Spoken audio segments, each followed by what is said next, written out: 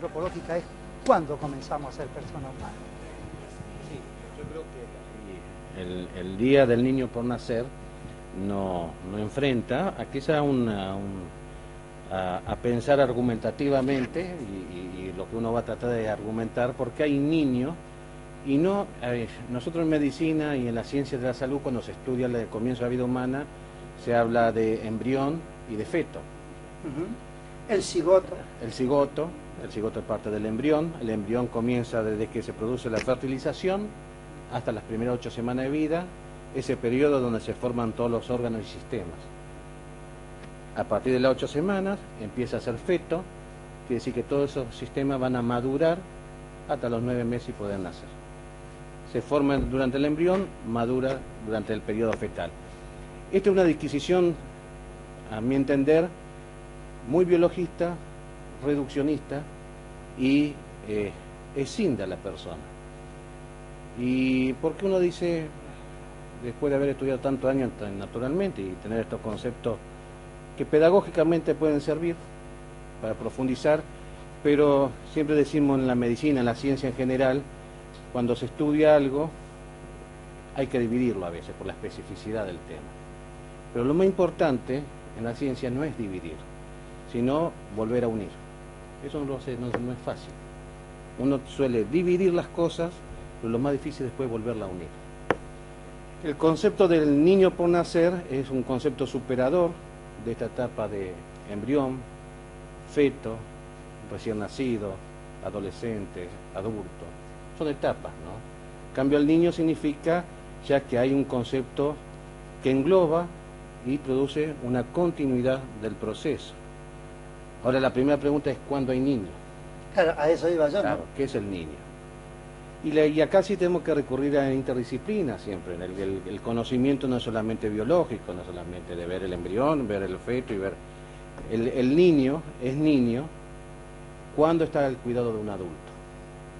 Es decir, a ver, fuera del útero materno.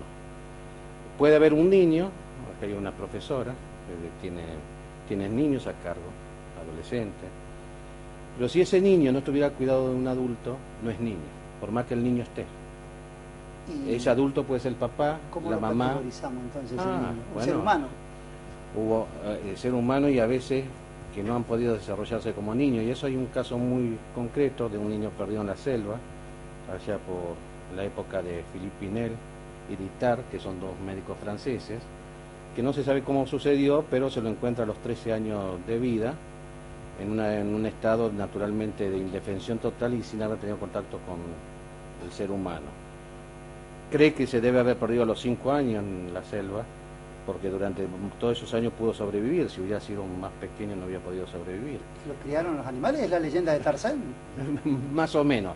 Es la leyenda de un niño perdido, donde... Esto es un caso real, verídico que estamos hablando. Philippe Pinel es uno de los psicólogos, psiquiatras de Francia, de la Edad Media, y donde él, naturalmente, cuando se encontró con este niño que era imposible comunicarse, dijo, bueno, estamos ante un psicótico.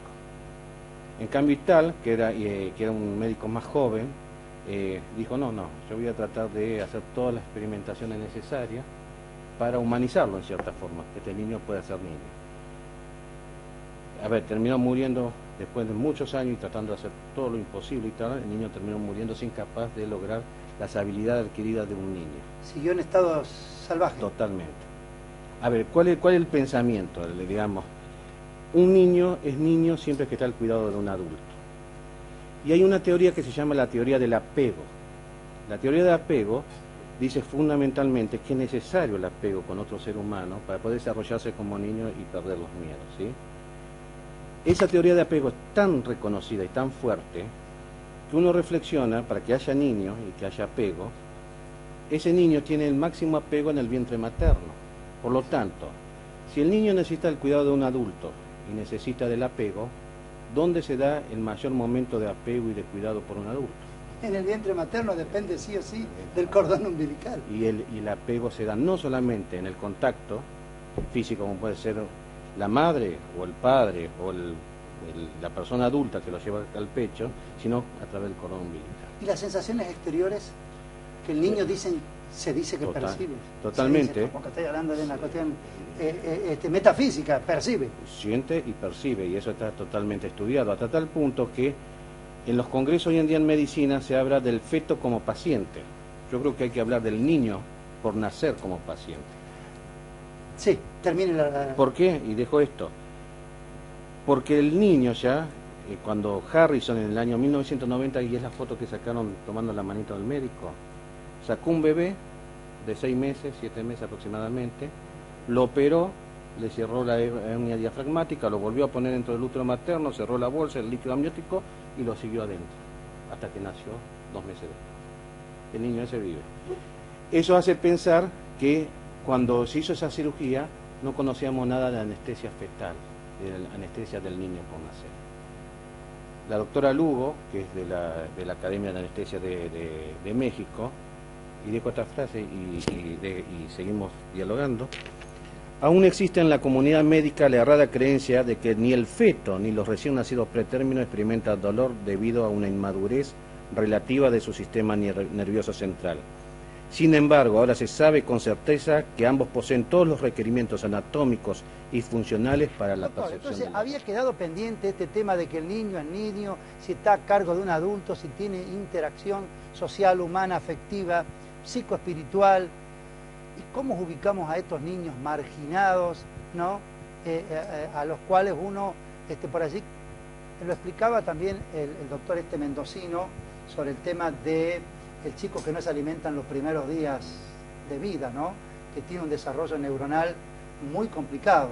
Entonces, se juntan una serie de factores que después transforma toda esa franja etaria en un problema para ellos mismos, como decía Wiener, ellos no eligieron dónde nacer, pero conviven en una sociedad.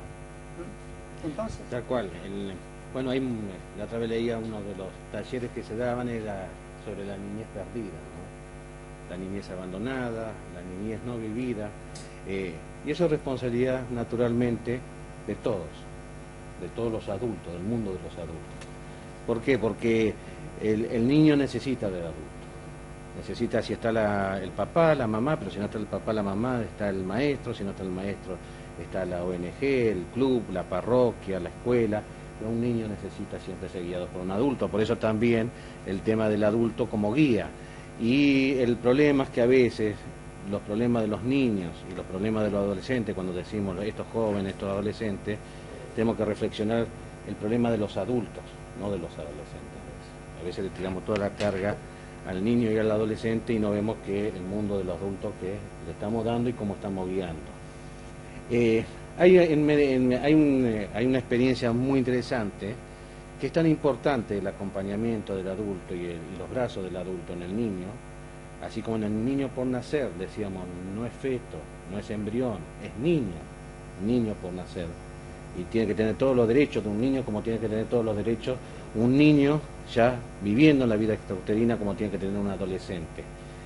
Si en una charla que daba a los estudiantes de ciencias veterinarias, le ponía el ejemplo, cuando nace un perro, ¿no? De una perra, si a la perra la ponemos en este lado y a los perritos de aquel lado, lejos de la madre, al cabo de un tiempito, los perritos recién nacidos se van a arrastrar, no la dejamos moverse a la perra, se van a arrastrar y van a ir a la teta de la madre, todos bamboleantes, mojados todavía, con sangre, pero van a llegar a la fuente de alimentación y de amor que es la teta de su madre perra. En el ser humano, si nace un niño y a la mamá la ponemos ahí y al niño recién nacido allá y no dejamos que se acerquen, ¿qué sucederá? ¿Qué sucederá? Todavía no hay experiencia. El niño está condenado a la muerte. Si el niño queda allá no se puede arrastrar hacia su madre, no puede llegar a la teta por sí sola. La única forma que sobreviva es con los brazos de su madre o de un adulto que lo acerque a la fuente de alimentación y de amor. Entonces, esto es un tema muy importante. Hay niños y hay niños por nacer en este día del niño por nacer, pero también hay pacientes, decimos. ¿Por qué hay pacientes? Porque en el día del niño por nacer, cuando Harrison hace la primera cirugía y lo saca del vientre materno y lo opera, y hoy que se han multiplicado esa cirugía, si bien todavía está en vía experimental, hoy en día se tiene que estudiar la anestesia, como decía, en el niño por nacer. Bueno, no sabíamos sobre anestesia en el niño por nacer, cuáles son las dosis que hay que darle. Ahora no hay duda que el niño por nacer siente y si se le somete a cirugía va a tener el mismo Doctor, dolor que tiene una... Una frase así a modo de cierre de todo esto, una palabra sobre el Día del Niño por Nacer. No, justamente lo que decía Darío, conmemorar el Día del Niño por Nacer e introducir que hay un niño que comienza con la concepción y el proceso de crecimiento se va a dar toda la vida y que desde ese momento tiene que ser cuidado por el